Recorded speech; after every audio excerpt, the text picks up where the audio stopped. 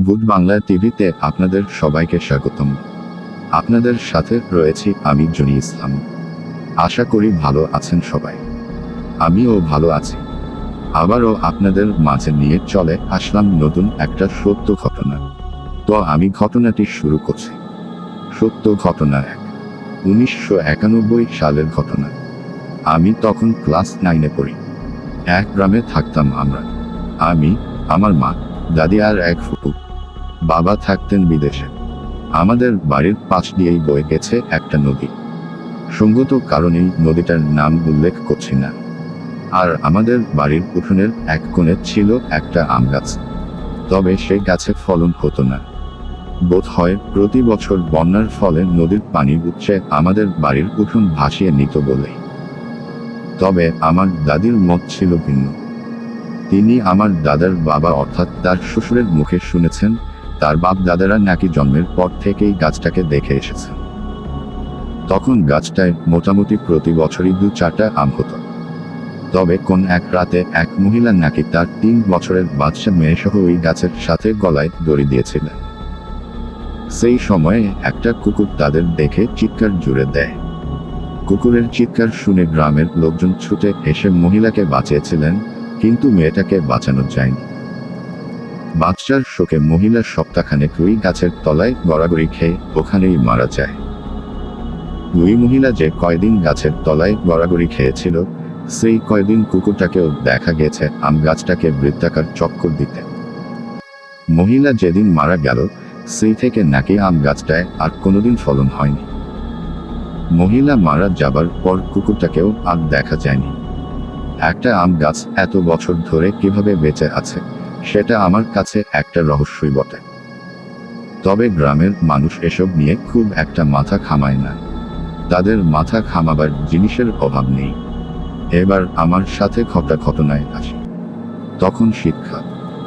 এক রাত্রিরে খেয়ে দেয়ে সবে বিছানায় পিঠ ঠেকিয়েছি, বাইরে শুনি কুকুরের ঘেউ ঘেউ।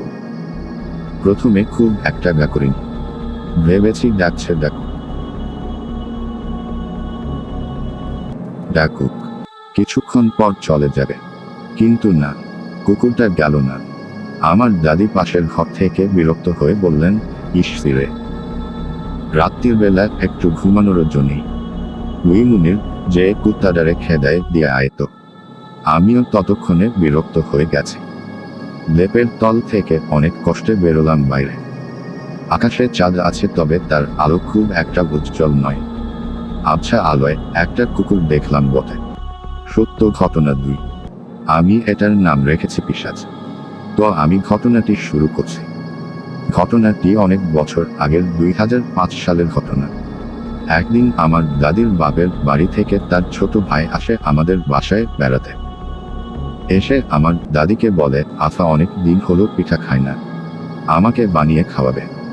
তখন আমার দাদি পিঠা বানানোর জন্য কলা পাতা কাটতে গেছে আমাদের এই বাসার পাশে একটা জঙ্গলে। তখন দুপুর ছিল, তাই দাদি বলছে রাতে সব কাজ শেষ করে পিঠা বানাবো। ওই দিন সন্ধ্যার সময় আমার দাদা অনেকগুলো ইলিশ মাছ নিয়ে আসে আর দাদিকে বলে রাতেই রান্না করতে শেখাবে। দাদি তখন মাছ রান্না করে পিঠাও বানায়। পরদিন সকাল থেকে শুরু হয় আমার দাদির পাগলামি। উনি উল্টো পাল্টা কথা বলে, হাসে, কান্না করে আর বলে সে চলে যাবে। আমরা বিষয়টা এতটা গুরুত্ব হিসেবে নেইনি, ভাবছি উনি হয়তো মজা করছে। কিন্তু দিন দিন তার পাগলামি ভারতে থাকে। এক পর্যায়ে শরীরের কাপড় খুলে দৌড় দেয়। অনেক কষ্টে তাকে ধরে নিয়ে আসি। পরে কবিরাজের কাছে চাই, উনি বলে দাদিকে পিশাচ ধরেছে। আর যে জঙ্গলে কলা পাতা কাটতে গেছে ওইখানে ধরছে। রাতে মাছ নিয়ে আসার সময় দাদার সাথে সাথে নাকি আসছে আর দাদির কাছে মাছ চেয়েছিলেন, কিন্তু দেয়নি বলে ধরেছে। আমরা অনেক কিছু বলছি ছেড়ে দেওয়ার জন্য, কিন্তু ছাড়েনি। দিন দিন দাদিকে মারার জন্য ওই পিশাচটা পাগল হয়ে উঠেছে। কখনো পানিতে নেমে পড়ে, কখনো শাড়িতে আগুন লাগিয়ে দেয়। একদিন সন্ধ্যার সময় আমার আম্মু আমাকে বলে, রাতে তো কারেন্ট থাকে না, তুমি তোমার দাদির পাশে বসো, আমি কেরোসিনের বাতি নিয়ে আসি। আমি বসে আছি দাদির পাশে, হঠাৎ দাদি আমার শরীর থেকে ওড়না নিয়ে তার গলাতে বেঁধে ফেলে। আমি তখন এসব দেখে চিৎকার করে সাথে সাথে বাড়ির সবাই চলে আসে আর দাদিকে থামিয়ে দেয়। তখন আমার দাদি আমার দিকে চোখ উল্টো করে বলে, তোর জন্য আমি ওকে নিতে পারছি না, আগে একে শেষ করি পরে তোকে করব। এসব দেখে সবাই খুব ভয় পেয়ে যায়। পরদিন দাদির বোনেরা আসে দাদিকে দেখতে আর ওই দিন থাকে আমাদের বাসায়। কিন্তু রাতে আমার বাবা আর দাদা থাকতে চেয়েছিল দাদির সাথে, কারণ আমরা তো জানি দাদি কেমন করে, কিন্তু তার বোনেরা থাকতে দেয়নি। ওরা বলে আমরা আছি তো কিছুই হবে না। আমরা সারা রাত গল্প করে কাটিয়ে দেব। পরদিন থেকে শুরু হয়েছে হুজুরের পাগলামি। আমার দাদি যা যা করেছিল সে ও তাই করছে। এক পর্যায়ের হুজুরের বাড়ি থেকে মানুষ এসে তাকে নিয়ে যায় আর 6 দিন পর তাকেও মেরে ফেলে ওই পিশাচটা। তার লাশও একটা গাছে পেয়েছ। পরে আমার গ্রামের মানুষজন খুব ভয় পায়। সন্ধ্যার পর কেউ রুম থেকে বের হয় না। রাতে শোনা যায় ওই হুজুর আর দাদি ডাকে তাদের সাথে যেতে। সকাল হলে সবাই বলে প্রত্যেকের ঘরের পিছন থেকে আওয়াজটা আসে। এইভাবে অনেক দিন কেটে যায়। একদিন ঢাকা থেকে বেড়াতে আসে আমারই দুশম্পের এক চাচাতো ভাই। সে এসবে ভয় পায় না। রাতে একা একাই চলাচল করে, সবাই না করে কিন্তু মানে না কারো কথা। যেদিন ঢাকা চলে যাবে তার ঠিক আগের দিন তার লাশটাও গাছের উপর পাওয়া যায়। 19 দিন পর একটা ছোট 6 বছরের ছেলেকে ওই গাছের উপর তুলে সবার সামনে, ভয়ে সবাই দূরে সরে যায়। তখনই তাকে গাছ থেকে ফেলে দেয় আর সাথে সাথে সে মারা যায়। সবাই তো ভয়ে কুকড়ে যায় তখন। এইভাবে প্রায় 5 থেকে 6 মাস কেটে যায়, কারো কিছু হয় না। একদিন আমার আম্মু ও দাদির মতো অবস্থা শুরু করে। তখন আমার নানু এসে আমাদের সবাইকে নিয়ে যায় নানু বাড়ি। নানু আম্মুকে নিয়ে যায় একটা ভালো ইমামের কাছে। সে অনেক কিছু বলে ওই পিশাচটাকে হাজির করে। অনেক সূরা কালাম পড়ার পর ওই পিশাচটা কথা বলতে শুরু করে।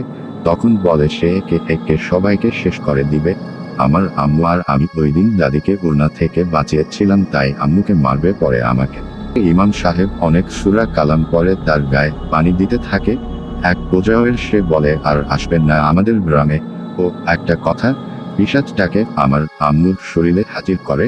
পানি পড়া দেওয়ার সাথে সাথে সে খুব জোরে চিৎকার করে বলে, জলে যাচ্ছি, আমি বাঁচতে চাইলে ছেড়ে দে আমার। পরে অনেক কিছু বলে, কসম কাটিয়ে তাকে অনেক দূর যেতে বলে। পরে সে চলে যায় আর কারো ক্ষতি করে না। 5 বছর পর আমি যখন ক্লাস 9 পড়ি তখন আমাকে ধরে। প্রথমে কেউ বুঝতে পারে না, কারণ অনেক দিন হয়ে গেছে আর এর মধ্যে কারো কোন ক্ষতিও হয়নি। পরে আমার আচরণ দেখে আস্তে আস্তে সবাই বুঝতে থাকে ওই পিশাচটা আমাকে অনেক মারত।